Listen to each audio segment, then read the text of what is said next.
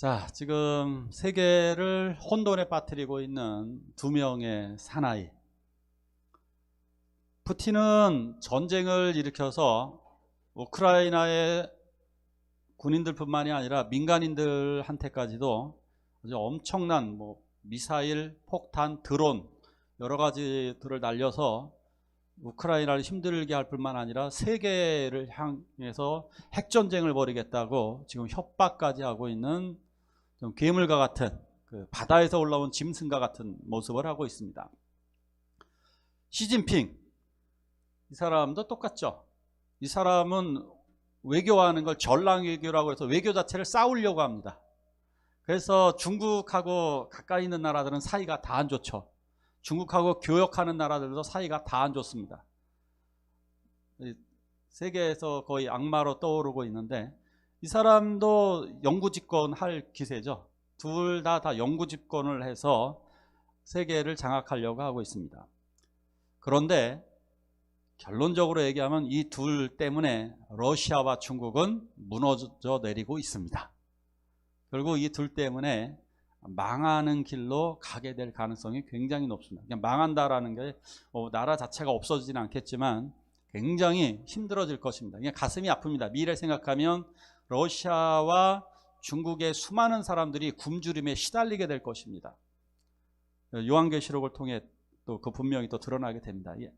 그렇기 때문에 우리들은 이 말씀을 듣고 악한 이런 사람들의 신경 쓰지 말아야 됩니다. 우리가 신경 써야 될 것은 우리가 어떻게 신앙생활을 할 것인가, 그 믿음을 가지고, 하나님께 대한 믿음을 가지고 나아가야만 합니다. 한번 복습을 좀 해볼게요. 14장, 지난주 14장에서는 보니까 그리스도가 예리한 낫을 들고 계셨습니다. 왜 예수님께서는 낫을 들고 계셨을까? 저 낫을 가지고 세상을 추수하시겠다, 추수하신다라고 하는 것은 알곡들, 열심히 신앙생활하는 이 알곡들만 모아서 천국에 들여보내 주신다. 이것이 바로 하나님의 뜻이었습니다. 이것을 낫을 들고 계신 예수님으로 내가 너희를 정말 구원해 줄게 하는 의미로 우리는 알고 있습니다. 자, 15장에는 어떤 내용이 나오는가? 바로 어린 양의 노래가 나오게 됩니다. 같이 한번 봅니다. 시작. 또 하늘에 크고 이상한 다른 이적을 보매 일곱 천사가 일곱 재앙을 가졌으니 곧 마지막 재앙이라. 하나님의 진노가 이것으로 마치리로다. 아멘. 자, 요한이 보니까 크고 아름다운 여기서 보니까 크고 이상한 이적이 보였습니다. 이적, 표적이라고 그랬습니다. 이적이 여기에서 3번 나옵니다. 요한계시록에서 이적이 3번 등장합니다. 첫 번째 기억하시나요? 해를 옷 입은 여인. 그래서 그 해를 옷 입은 여인은 거룩한 하나님의 교회를 의미했습니다. 두 번째 나쁜 표적입니다. 이것. 두 번째 나쁜 표적은 용이 보였죠. 그래서 용과 짐승이 보였습니다. 사탄인 거죠. 사탄을 따르는 자들이 어떻게 이 세상을 우리 믿는 자들을 공격하는지에 대해서 그 표적을 보았습니다. 악한 자들은 교회를 이렇게 핍박하는구나, 이것을 알게 되었습니다. 자, 세 번째 표적, 세 번째 이적은 무엇이냐면 이 세상이 재앙으로 멸망한다는 점입니다. 7 재앙을 보여주셨습니다. 재앙을 3단계로다가 표현합니다. 첫 번째는 인재앙, 인나대, 인재앙. 인재앙을 통해서 왜 3번씩이나, 그것도 7번씩, 3개를 연속해서 7번씩 강조를 하느냐? 그러니까 7인 강조하는 이유가 무엇이냐? 이건 거죠. 맨 먼저 대통령이 이야기하는 거예요. 여러분, 우리나라에 지금 위기가 닥쳤습니다. 지금 여러분들 허리띠를 졸라매셔야 됩니다. 이렇게 이야기하면 정신 차리고 과소비를 하지 말아야 되잖아요. 이해 가시죠? 누군가 그렇게 먼저 명령을 내리는 거예요. 이럴 때는 그리스도께서 먼저 명령을 내려주셨습니다. 그것도 7번씩이나, 7인이니까 7번씩이나. 그런데 사람들이 깨닫지 못하니까 두 번째 재앙은 나팔재앙입니다. 나팔은 경고라 그랬습니다. 사이렌입니다. 사이렌 소리를 통해서 엥 하는 사이렌 소리를 통해서 제발 좀 돌아오세요, 정신 차리고 구원받으세요 라고 하는 경고였습니다. 오늘 세 번째 대접재앙을 통해서, 이건 마치 몽둥이로 말 안 들으면 그냥 때리는 것처럼 너 이래도 정신 못 차릴래? 하면서 진노의 대접을 쏟아붓는 겁니다. 그냥 뜨거운 물을 여러분들한테 쏟아붓는 거예요. 그러니까 정신 못 차려. 예배 시간에요, 절대 졸지도 마시고요. 예배 시간에 진노의 대접이 쏟아질 수 있습니다. 이거 쏟아질 수도 있으니까 한번 조심하시죠. 그런 생각으로 다 정신 차리고 잘 들어주시기 바랍니다. 자, 여러분들에게 오늘 특별 찬양 들려드리도록 하겠습니다. 한번 특별 찬양, 저쪽도 같이 해주셔야 되는데, 참 잘했습니다. 너무 부러워하지 말 것은 우리들이 이러한 승리의 찬가를 부르게 될 것입니다. 자, 2절을 한번 같이 한번 볼게요. 2절을 같이 한번 읽어봅니다. 2절 시작. 또 내가 보니 불이 섞인 유리 바다 같은 것이 있고 짐승과 그의 우상과 그의 이름의 수를 이기고 벗어난 자들이 유리 바닷가에 서서 하나님의 종 모세의 노래, 어린 양의 노래를 불러. 아멘. 이것이 바로 최종적인 구원의 모습입니다. 우리가 구원받은 하나님의 자녀들이 이렇게 하나님의 나라에서 기쁨의 노래, 어린 양의 노래를 부릅니다. 누가 부르느냐? 구원받은 자녀들이 부르는 겁니다. 짐승을 이기고 그 666의 수를 이기고 짐승의 표를 거부하고 구원받은 하나님의 자녀들이 유리바다 가에 서서 찬양을 부르게 됩니다. 유리바다 얼마나 좋을까요? 자, 왜 유리바다라고 그랬을까요? 유리바다, 그냥 바다인데 우리가 굉장히 아름다운 바다를 유리바다라고 이야기를 합니다. 일반 바다와 유리바다의 차이가 뭘까요? 일반 바다는 무섭습니다. 성경에서 상징적으로 바다는 악령의 처소, 사람을 삼키는 괴물들이 살고 있는 곳으로 묘사되어집니다. 바다는 두렵습니다. 더군다나 폭풍, 비가 오는 날 폭풍이 몰아칠 때에 그때 바닷물은 정말 무섭습니다. 색깔도 시커멓습니다. 그런데 유리바다라고 하는 것은 아주 맑은 상태에서 평온한 날, 햇빛에 반짝반짝 빛날 때 마치 유리처럼 빛이 납니다. 유리처럼 빛난다라고 하는 것은, 유리바다는 아주 평온하고 잔잔한 상태를 이야기합니다. 하나님의 나라는 이렇게 평온하고 잔잔한 나라인 것을 믿으시기 바랍니다. 이러한 하나님의 나라입니다. 세상에는 파도가 많지만 하나님의 나라에는 이렇게 유리바다처럼 아름답습니다. 그런데 불이 섞여 있습니다. 이 불이 섞여 있다라고 하는 것은 이제 하나님의 심판도 섞여 있다는 거죠. 그러니까 누군가에게는 아름다운 유리바다로, 누군가에게는 심판의 불이 떨어진다라고 하는 것을 상징적으로 보여주시는 것입니다. 여기에서 그 바닷가에서 모든 성도들이 함께 모여서 구원의 찬양을 부릅니다. 그런데 부르는 노래가 무엇이었느냐? 모세의 노래와 어린 양의 노래입니다. 모세의 노래 한번 생각해 볼까요? 이스라엘 백성들이 홍해 바다를 건넜을 때에, 홍해 바다를 건널 때에 모세의 노래를 불렀습니다. 이것은 모세가 가르쳐준 노래입니다. 모세가, 이것도 똑같이 아주 신기하게도 출애굽기 15장이 모세의 노래입니다. 요한계시록 15장도 노래입니다. 놀랍게도 똑같습니다. 구원의 노래를 이들은 저기 가르고 나왔을 때 얼마나 좋았느냐 생각해 보십시오. 우리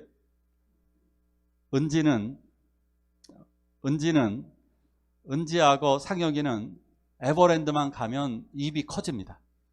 입이 커지고 좋아가지고 발딱발딱 뛰어다닙니다. 에버랜드 정도만 가지고도. 그런데요, 바닷길을, 파도가 쫙 벽이 되어서, 저렇게 높은 벽이 되어서 바닷길을 가려고 건널 때 저 기분이 어떨까요? 저 옆을 봤더니 고기가 막 지나다녀요. 얼마나 감동이 되었을까요? 더 감동인 것은 우리가 지나오자마자 저 바닷길로 따라 들어왔던 이집트의 군대, 이렇게 생각하시면 됩니다. 우리의 원수, 우리의 원수, 일본이라고 볼 수도 있고요. 중국 군대, 일본 군대, 중국 군대, 북한 군대가 그냥 저기서 다 전멸당했다. 우리를 괴롭혔던 자들이. 그러면 환호의 찬가를 부르는 겁니다. 우린 축구 하나 이기고도 노래를 부르잖아요. 월드컵 이겼다고. 고작 축구 하나인데 영원한 승리를 거둘 때 얼마나 좋았을까요? 그래서 나오자마자 여기서 이 사람들이 찬양을 부릅니다. 그 찬양을 바로 모세의 노래입니다. 출애굽기 15장에 되어져 있습니다. 하나님이 우리를 구원하셨다고 감동적으로 부르는 노래입니다. 이것은 구약의 노래. 어린 양의 노래는 뭡니까? 신약의 성도들이 부르는 노래. 다시 한번 말씀드립니다. 모세의 노래는 구약의 성도들이 부르는 노래입니다. 구원받은 노래. 그래서 유대인들이 회당에서 하나님께 찬송하기 위해서 불렀습니다.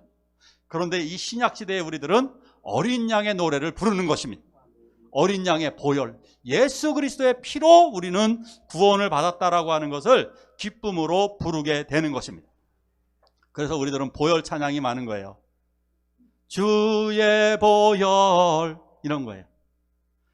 보혈을 지나, 그래서 아버지 품으로, 이렇게 가는 거예요. 우리는 보혈 찬송을 부르게 되는 것입니다. 어린 양의 피로 말미암아 우리들은 하나님의 나라에 들어간 줄 믿으시기 바랍니다. 자, 그런데 부르는 노래 내용을 한번 자세히 살펴보니까 이러한 내용이 나옵니다. 주의 길이 의롭고 참되도다. 주의 길이 의롭고 참되다라는 얘기입니다. 주의 길이, 주님은 의롭다라고 하는 이야기를 이렇게 보셔야 됩니다. 주님의 심판도 의롭다. 주님의 구원도 의롭다. 믿으십니까? 주님의 구원은 의롭습니다. 주님이 구원하시는 것에 대해서 누구도 말을 못합니다. 주님이 심판하시는 것에 대해서 누구도 변명하지 못합니다. 세상 사람들은 어리석게, 야, 교회 그거 조금 다녔다고 구원받고, 아이고 나 그거 안 믿어, 그거 몰라서 하는 소리입니다. 우리 주님이 행하시는 일은 전적으로 의롭습니다. 그 대표적인 사건 중에 하나의 예를 들어볼게요. 거지 나사로와 부자. 나사로가 구원받은 것에 대해서 누구도 이의를 달지 못합니다. 누구도 감히 이의를 달지 못합니다. 부자가 지옥 간 것에 대해서 부자는 하나님께 따지지 않습니다. 제가 뭘 잘못했나요? 하고 따지지 못합니다. 왜? 주님의 심판은 의롭기 때문입니다. 주님의 그 기준을 누가 뭐라고 말할 수가 없습니다. 그래서 주님의 구원을 우리는 나같이 부족함에도 불구하고, 제가 아까 저 멀리 배는 나의 시온성을 부르면서 가슴이 먹먹했던 이유가 무엇이냐, 나 같은 죄인임에도 불구하고 나를 구원하시는 하나님의 의롭기 때문에, 그 의는 사랑이 있기 때문입니다. 주님의 의가 의로운 이유는 사랑이 있기 때문에, 그 사랑으로 평가하시기 때문에 의롭습니다. 그래서 그리스도의 사랑을 받아들인 자는 무슨 죄를 지었든지 간에 구원 얻은 줄로 믿으시기 바랍니다. 그런데 주님의 사랑을 거부한 자들은, 그들이 세상에서 아무리 잘났고 잘했는지 모르지만 그들은 이미 그 사랑을 거부했기 때문에 그 심판받는 것은 정당한 것이 되는 것입니다. 그래서 주님의 심판은 의로운 것입니다. 이 아름다운 찬양을 우리는 부르게 될 것입니다. 노래 중에 아베 마리아라고 있어요. 아베 마리아, 이런 노래 있죠. 이런 노래요. 이런 노래 부르시면, 이런 노래 잘 안 부르는 이유가 뭔지 아십니까? 교회 안에서 그 성악가들은 잘 부르는데 우리가 안 부르는 이유, 그 내용이 마리아를 찬가하는 거기 때문에 그래요. 우리들은 어린 양을 찬양해야 되는 거예요. 우리들은 아무리 아름다운 아베 마리아를 부르는 것이 아니라 우리들은 승리의 기쁨, 어린 양의 노래, 구원의 찬양을 우리가 부르는 거예요. 그래서 날마다 이 어린 양의 노래를 부르시기를 축원합니다.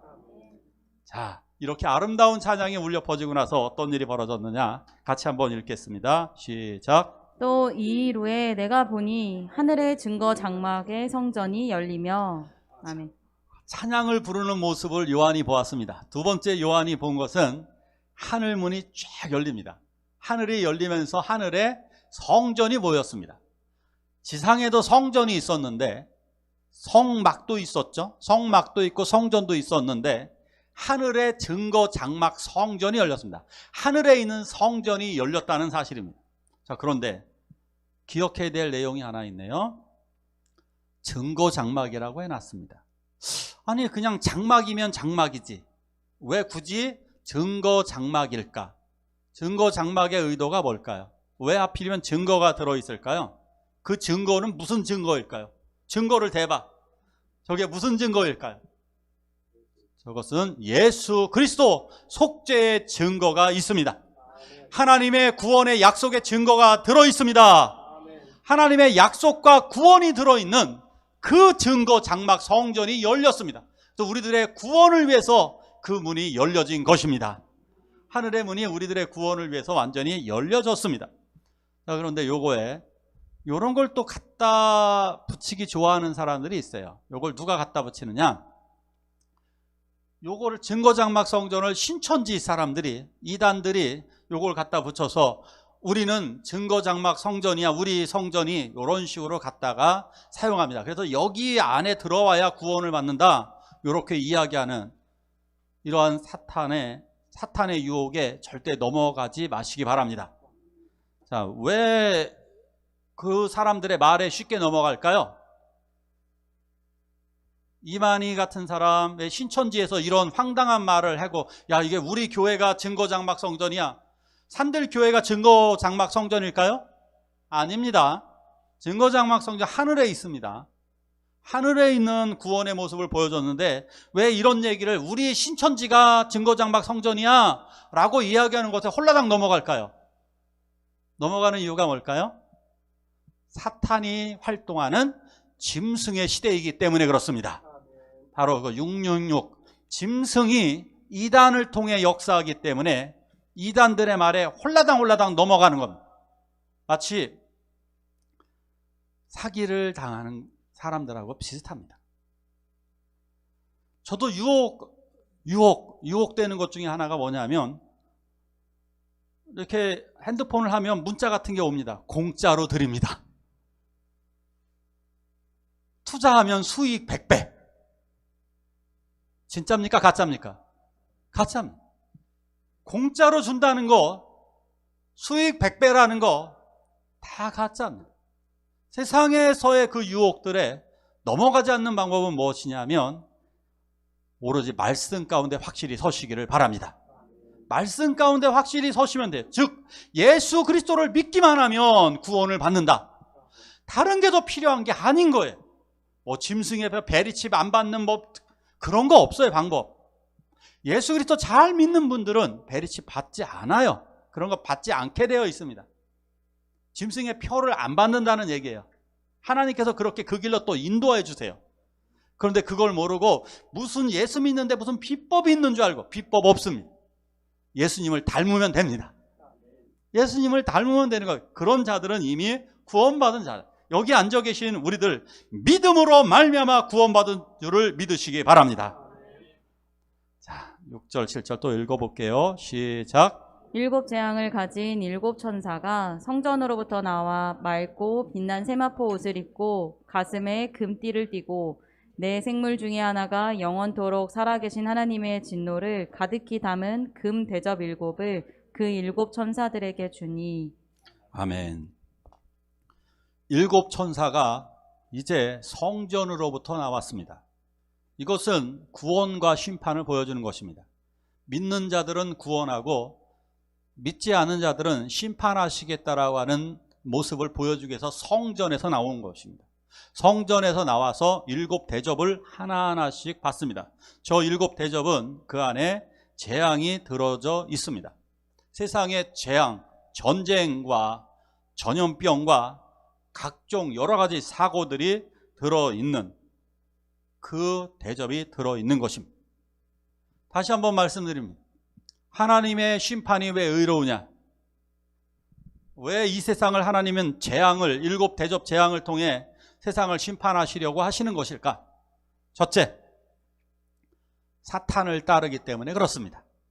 이 세상에 악한 자 사탄을 따르기 때문에 사탄을 따른 하나님을 대적하는 사탄을 심판하시는 것입니다. 두 번째, 하나님의 사랑을 거부했기 때문입니다. 하나님의 사랑을 거부하고 자기 스스로 왕이 되려고 하는 인간들의 어리석은 교만에 대한 심판입니다. 세 번째, 믿는 하나님의 자녀들을 괴롭히고 죽인 죄에 대한 하나님 심판입니다. 네 번째, 성도들의 기도에 응답하시는 겁니다. 하나님의 나라, 하나님의 뜻, 하나님의 구원이 속히 이루어지게 해달라고 기도한 것에 대해서 주님은 응답하십니다. 쉽게 이야기하겠습니다. 지금 우크라이나 전쟁 벌어진 것에 대해서 여러분들은 국제사회가 우크라이나를 도와주는 게 좋습니까? 아니면 냅두는 게 좋습니까? 도와줘야 되나요? 냅둬야 되나요? 도와줘야 되죠. 러시아가 공격한 것에 대해서 잘못했다라고 이야기를 해야 되나요? 냅둬야 되나요? 이야기해야 되죠. 하나님의 심판이 이런 것입니다. 하나님의 심판, 하나님의 자녀를 죽이고 인간들끼리 서로 죽이고 죽인 그 죄에 대한 하나님은 명백한 심판을 하시려는 것입니다. 그렇지 않다면 그들의 악행은 멈춰지지 않기 때문입니다. 그래서 하나님은 그들을 심판하시려는 것입니다. 자, 그렇다면 어떻게 우리는 구원받을 수 있을까요? 같이 말씀을 통해 볼까요? 시작. 바벨론 가운데서 도망하여 나와서 각기 생명을 구원하고 그의 죄악으로 말미암아 끊어짐을 보지 말지어다. 이는 여호와의 보복의 때니 그에게 보복하시리라. 바벨론은 여호와의 손에 잡혀 있어 온 세계가 취하게 하는 금잔이라 문 민족이 그 포도주를 마심으로 미쳤도다. 아멘. 바벨론 제국은 세상에서 굉장히 큰 나라였습니다. 이 바벨론 제국이 영토를 확장하는 과정에서 이스라엘을, 하나님의 나라 이스라엘을 멸망시켰습니다. 아주 사람들을 잔인하게 죽였습니다. 사람을 끌고 갈 때 어떻게 끌고 가느냐 하면 발가벗겨서 끌고 갔습니다. 발가벗겨서 모두 끌고 갔고 여성들은 성적인 놀이개가 되어야만 했습니다. 어린아이들을 죽일 때 바위에 내려쳐서 죽였습니다. 아주 잔인한 방법으로 학살을 했습니다. 이것에 대해서 하나님은 분노하셨습니다. 바벨론은 그리고 그 이스라엘을 멸망시켰을 때 예루살렘 성전에 와서 모든 기구들을 다 훔쳐갔습니다. 기도의 향이 들어있는 기도의 대접, 향이 들어있는 향 대접 가져갔습니다. 금잔을 다 가져갔습니다. 금잔을 가져가고 금 대접을 다 훔쳐갔습니다. 그것으로 무엇을 했는지 아십니까? 그것으로 술을 마셨습니다. 술을 마시고 놀았습니다. 이것이 상징적으로 보여지는 이 사건입니다. 금잔이다. 금잔. 세상 사람들은 그 금으로 서로 도와주고 세상을 아름답게 만들었어야 되는데 그들은 자기들이 즐기고 취하고 놀므로 말미암아 어리석게도 그들은 그 속에서 하나님의 진노를 촉발하고 말았습니다. 자, 그러기에 이렇게 이야기하는 겁니다. 세상은 멸망당할 것이다. 그러니까 너희들은 빨리 도망쳐라. 바벨론에서 도망치라는 겁니다. 빨리 바벨론에서 도망 나와야 됩니다. 세상에서 도망 나와야 됩니다. 교회라고 하는 뜻이 에클레시아, 밖으로 나온 집단입니다. 어디 밖으로? 세상에서 밖으로 나온 사람들. 저 안에 있는 사람들은 저쪽은 멸망당할 금잔입니다. 그 금잔에서 빨리 빠져나와서 밖으로 나와서 교회로 들어오시기를 바랍니다.